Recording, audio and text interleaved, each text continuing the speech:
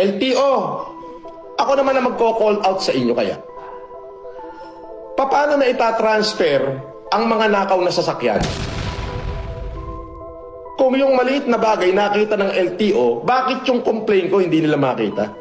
Bakit yung sasakyan ko na stolen, na nireport ko sa HPG, ay na-transfer nang wala akong pinipirmahang deed of sale? Magsalita ka, Lakanilaw. Ikaw, kino-call out kita. Naggagaling-galingan ka eh. Di ba?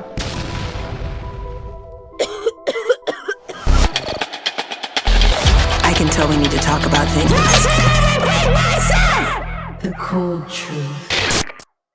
Mga kababayan, akala ko tapos na ang season finale ni FLM, pero hindi pala. May bagong episode tayo, Francis Leo Marcos versus LTO.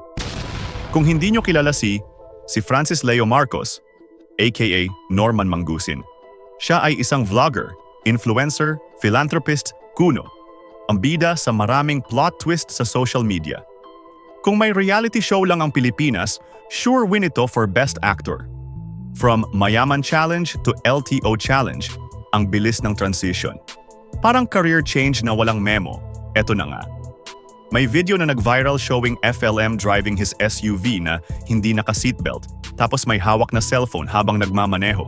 Tapos mayabang pa yung aura sa video like, "Guys, I'm rich. I'm driving." So ayun na nga, LTO swooped in like, "Hindi pwede yan, iho. Preventive suspension ka muna ng 70 araw." Hindi ko nabasa na bawal palang hindi naka-seatbelt sa loob ng subdivision. Ang tagal mo na maoblo. Oh, sige.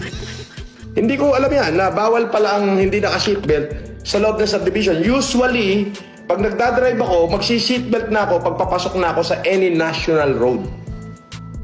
At ito pa ang kamangha-mangha, direkta niyang hinamon si LTO Chief Assistant Secretary Marcos V. Lacanilao sa nangyari noon sa kanyang sasakyan na umano'y nailipat sa ibang pangalan nang hindi niya alam.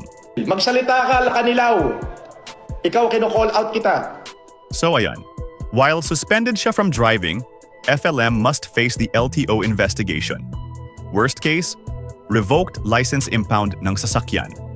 At syempre, bagong episode para sa content creators. Comment below kung Team LTO ka or Team FLM.